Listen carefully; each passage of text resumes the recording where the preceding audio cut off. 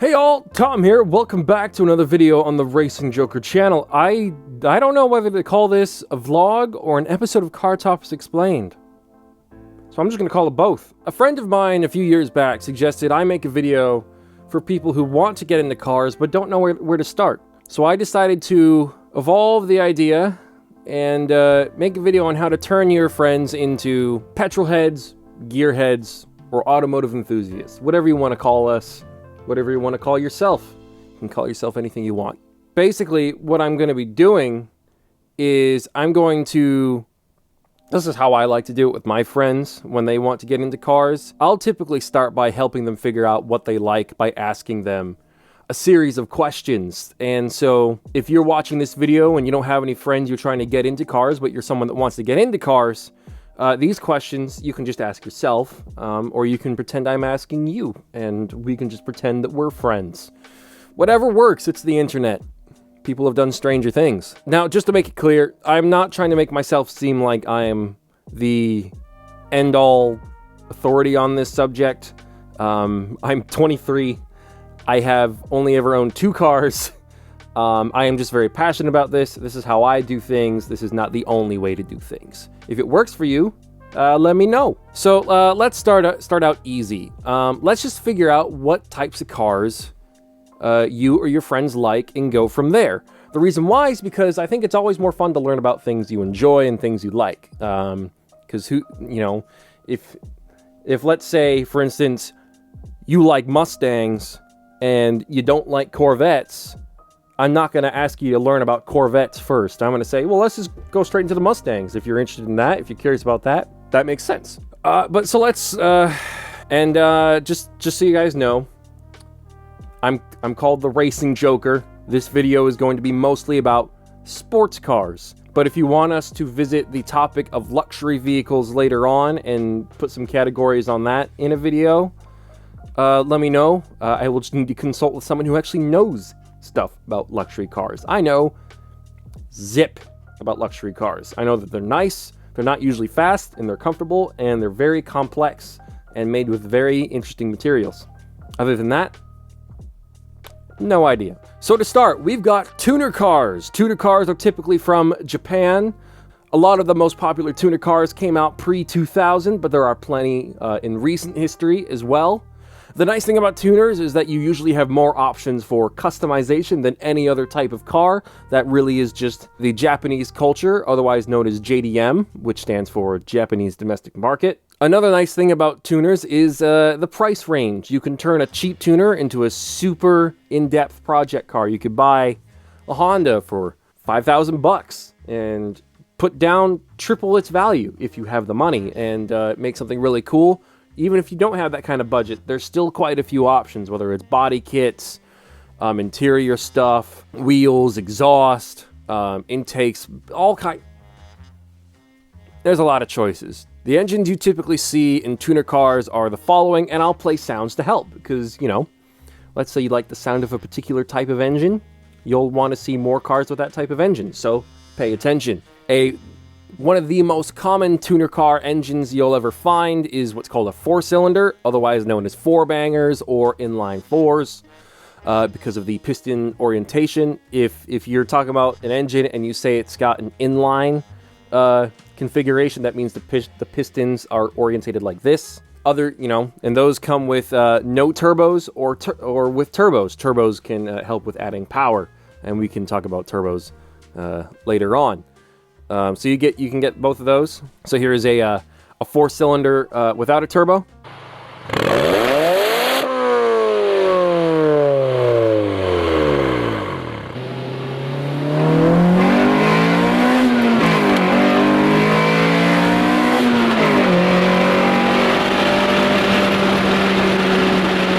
And here is a 4-cylinder with a turbo.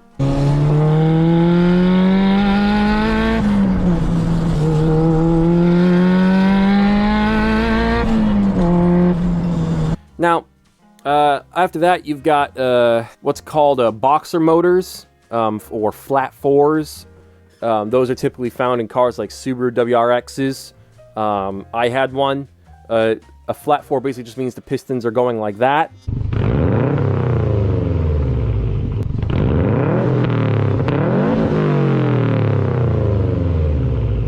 That can help depending on where you put the engine with your center of gravity. You can probably make it lower down, kind of like in a GT86 or an FRS or a BRZ. Technically all the same car, but you know what I mean. After that, you've got V6s and inline 6s. A V6 has the V in the name because the pistons are orientated like this.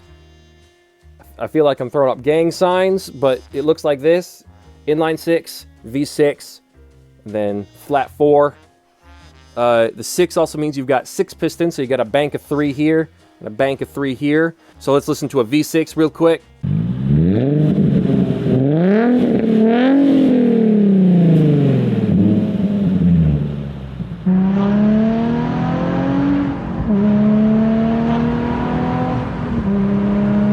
Now a V6 with turbos.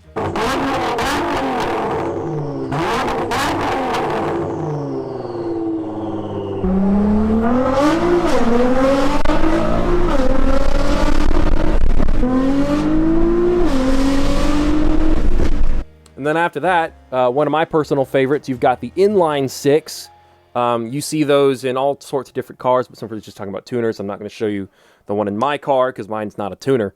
The inline 6, for instance, in like Supras or Skylines, things like that. An inline 6 means you've got 6 cylinders, but they're all in tandem, not in tandem. They're all just lined up perfectly like this. 3, 3, 6. Congratulations, you can count, and so can I. Yay! I was getting worried. Inline 6s, typically in a tuner car, I don't know, depending on the trim level you get, can have a turbo or it might not. Typically, I'm saying that a lot today already, a Supra or a Skyline will come twin turbo if you're getting the top of the line models. Sometimes they come single turbo or not turbocharged at all. So here's the sound of an NA Supra.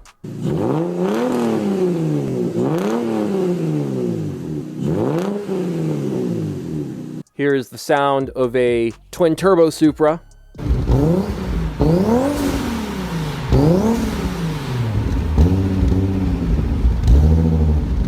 Here's the sound of a single turbo Supra.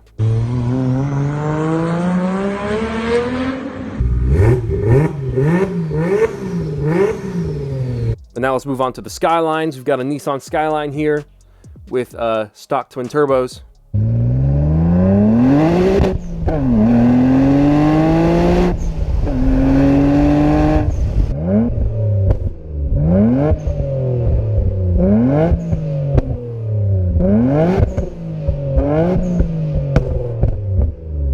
And now we've got a single turbo Skyline.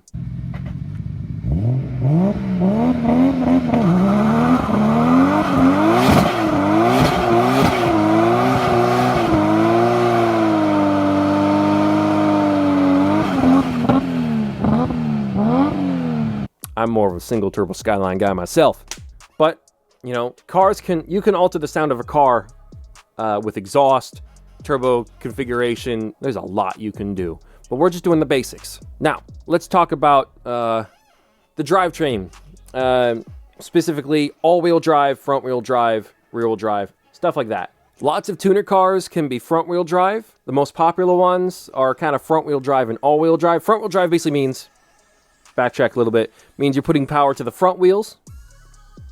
All-wheel drive means you're putting some power to all 4 wheels. And then there are also some cars that are rear-wheel drive out of Japan. And that just means you're putting power to the rear wheels. Self-explanatory. We've already talked about some of these, but some popular tuner cars are Nissan GTRs, Mazda RX-7s, Toyota Supras, Nissan Skyline GTRs, Mitsubishi Evos, Subaru WRXs, Honda NSXs, Honda Civics, and so much more. There's a lot of choices. Obviously, there's more to it than that, but again, just sticking to the basics. Up next, we've got muscle cars.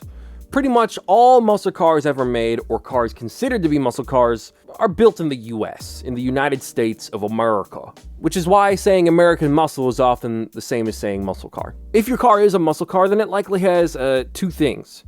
A V8 and rear-wheel drive. The character of the muscle car isn't just about being a sports car. If anything, that's not essential. It's more about being rowdy, wild, loud and dramatic, and kind of built tough and aggressive, and has like this kind of dramatic presence. A muscle car is also, unsurprisingly, considered to be right at home drag racing, street racing, having big cams and dirty idles, and being some of the best bang for your buck platforms in terms of tuning. Right out of the box or just straight from the factory floor. You know, with the Hellcat, for instance, a 700 plus horsepower car with a warranty. The Ford Shelby GT500, a dual clutch gearbox Ford Mustang with, I think, the same amount of power right out of the factory. And then, of course, you've got the Chevrolet Corvette ZR1, which for the latest generation is coming out in like a couple years, I think, or in about a year. Another incredible platform right out of the box. Some of the best platforms you can get. Easy to make, tons of power, easy to run 9 seconds these days, especially with the Hellcat. And, you know, much like tuner cars in Japan, muscle cars in the US, and other cars too, modifying, personalizing, driving, racing, all that stuff is embedded deep in American car culture. That goes back very far, like basically at least 100 years ago. I'm pretty sure 1920s bootleggers can take a lot of the credit for the whole modifying car scene with the cars they use to run liquor, run booze. Citation needed, I'm pretty sure. That's what I remember. Maybe we can make a video about that. When it comes to the engines of muscle cars, typically they're V8s, but they also can come in, well, 3 configurations. I was about to say 2. You've got naturally aspirated. If you want to go and buy a 2015 Mustang GT, you'll have the naturally aspirated 5-liter Coyote motor. Great, you know, cheat code engine, easy to make power out of those. But the other 2 really popular configurations, you've got supercharged and sometimes turbocharged. Though the American way typically is supercharged. Without getting into the differences, I'm just gonna give you some sound clips.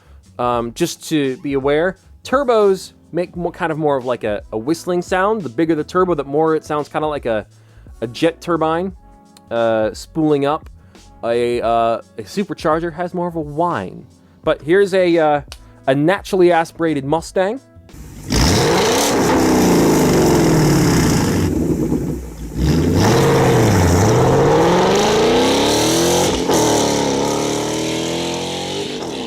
Here is a Hellcat. Let's listen to the whine from that.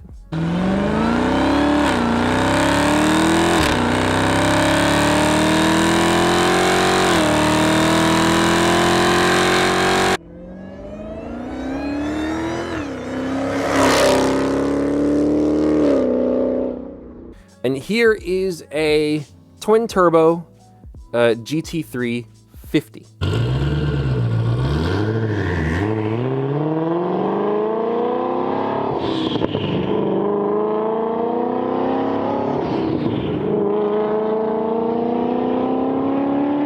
And yeah, so if the muscle car is your style, if you're kind of resonating more with that, you've got, again, a lot to choose from. Cars have been around for a while. There's lots of choices. Starting with classics, you've got Plymouths, 70 Dodge Chargers, 65 and 69 Ford Mustangs, Chevrolet Corvettes, Pontiacs, GTOs, all that good stuff. Some more modern cars, you've got, once again, the Ford Mustang, Dodge Charger or Challenger. You've got Chevy Camaros, Chevrolet Corvette. You get the idea. Now, up next is probably the least attainable of the bunch, depending on where on the spectrum you want to place your dreams, is exotics. Now, exotics can come from anywhere. To be labeled as an exotic car, it has to be, it's basically an elevated class of car. The bar is set a little higher. This means exotics have typically flashier styling, more expensive materials, kind of the latest and greatest technologies, which also tends to lead to higher price tags, higher maintenance costs, insurance, and so on. The exotic car category still has a low end and a high end, kind of how I alluded to earlier. Like, for instance, take my BMW M3 E46. It's not a tuner car, it's not a muscle car, It's what you would call a low-end exotic, an entry-level exotic, like buying a base model Porsche 911. A mid-level exotic would be something like an Alfa Romeo, an Audi RS3. In a high-end exotic, you'd get things like Lamborghinis, Aventadors, Huracans, Ferraris, 488s, McLarens, 720S. That's pretty high-end. These cars are known as supercars. They're also considered sports or super sports, but us in the scene, we call those supercars. All those crazy, really flashy cars. But if you want to go a level above that, you know, top of the line, multi-million-dollar works of art, things you would be frightened to drive on public streets unless you've got $100 million to spare, you've got what's called hypercars. Hypercars are things like Bugattis, Paganis, Koenigsegg's. Really, you know, top of the line, no expenses spared, over the top, ridiculous stuff. All right, Bugattis, that's the manufacturer that tends to go for production car land speed records. Paganis, well, I don't even know where to start with Paganis. Paganis are made with titanium carbon fiber chassis. They drive like dreams. And then you've got Koenigsegg's, which is like kind of Bugatti and Pagani combined, but then, you know, garnished with dynamite, because all carbon fiber. Some of these Koenigsegg's have got diamonds in their paint. They have also achieved land speed records for production cars. And I kind of really like Koenigsegg's. But man, they're expensive. Millions and millions and millions of dollars. And a lot of these cars are not legal for US roads. Go figure. Despite being mostly higher end, the exotic category has, in my opinion, the most diversity, especially with powertrains, engines. So you've got V6s, turbo V6s. You've got naturally aspirated V8s. You got twin turbo V8s. You got supercharged V8s. And then if you want to get to the more super exotic cars, we've got V10s.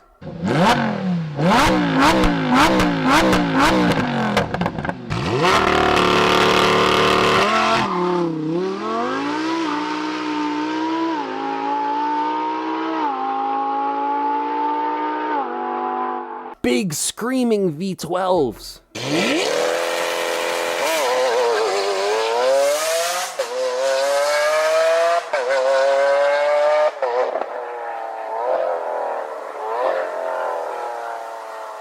And rare monsters like the 16-cylinder engine found in the Bugatti Chiron.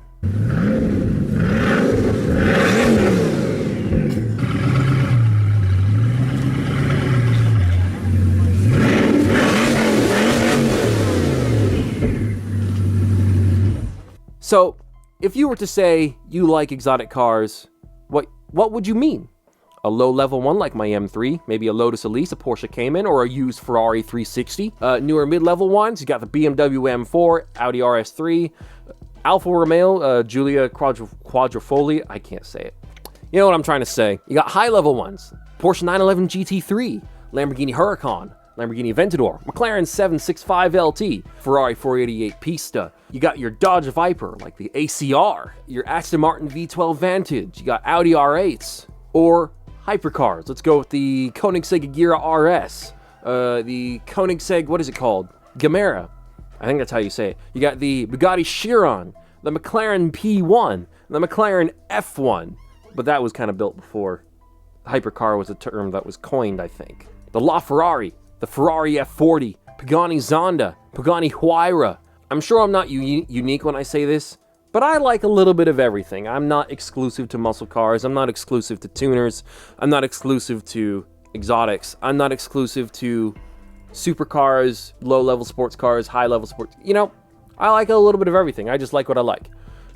So you might be starting to get an idea of what you like. For instance, what I like, even though you didn't ask, I've got 4 cars I like. It's kind of cool to have like a list of things you like. And I've kind of got it ordered from least to most attainable. Is my 2006 BMW M3 E46 a low-level exotic car? Up next, you've got the R34 Nissan Skyline. Now, notice I didn't say GTR, because these days, and same with a lot of classic Japanese cars, they're all going up in value. So I might get a non-GTR version of the R34 Skyline just to save me $80,000 at this point. But that's a classic 90s tuner car. In the number 3 spot, we've got the Lamborghini Aventador. I don't really care which version. It could be the initial first production version back from 2011, 2012, or it could be an SV or an SVJ or whatever the heck. SVJ is very expensive. Very high-end exotic sports car. And then you've got the McLaren P1, a car I have liked since high school. Specifically the McLaren P1 HDK, a road car with a GTR body kit, basically, built by Lanzante. There's obviously more, but those are my top 4. So what's your top 4? What's your friend's top 4? Hopefully you guys have kind of gotten an idea of what you like, or got an idea of what you want to ask your friend what they like to get them into the hobby. Or just give them this video. That might work too. So hopefully with this video, you'll have an answer so far, or are getting close to one. From here, once you know what you like, you can start asking them questions about specific things. Let them get into it over time. There's a lot with any hobby, a lot of information. You don't want to bombard them with all of it at once. Because remember, hobbies are for fun. Don't make it feel like work. Don't make it feel like homework. Then, because no one enjoys that. Unless if you're deranged. After that, it's all up to you. Because with a hobby like this, you can take it in any directions. So I don't want to guide you too much. But if you guys want me to make more videos about more specific things so that you can follow the path you want, let me know. I honestly don't know where to go from here. Because I've liked cars ever since I was a kid. Like, little kid. So, thank you all so much for watching. Hope you all enjoyed the video. If you're not subscribed yet, but you like what you've seen so far in this video or in others, fix that. I'm pretty sure you'll like what I've got planned. Anyways, thank you all so much for watching for the second or third time, and I'll see you all next time. Bye.